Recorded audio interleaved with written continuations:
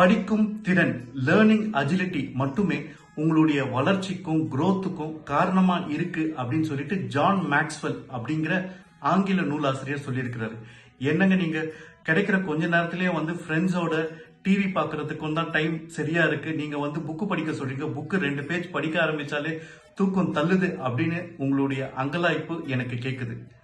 இந்த மேரத்தான் ரன்னர்ஸ்லாம் பார்த்துருக்கீங்கல்ல, அவங்கெல்லாம் பார்த்தீங்கன்னா முதல்ல ஒரு 500 மீட்டர் தான் ஓடுவாங்க. ஆனா அவங்களுடைய தொடர் முயற்சியால டிசிப்ளின்ட் அப்ரோச்சால அந்த 500 மீட்டர்ன்றது கொஞ்சம் கொஞ்சமா 1 கிலோமீட்டர் 2 கிலோமீட்டர் ஏன் அவங்க 30-40 கிலோமீட்டர் வரைக்கும் அவங்களுடைய மேரத்தான் கம்ப்ளீட் பண்ண ஆரம்பிப்பாங்க. அதே மாதிரி தாங்க இந்த லேர்னிங் அஜிலிட்டி படிக்கும் திறனும்.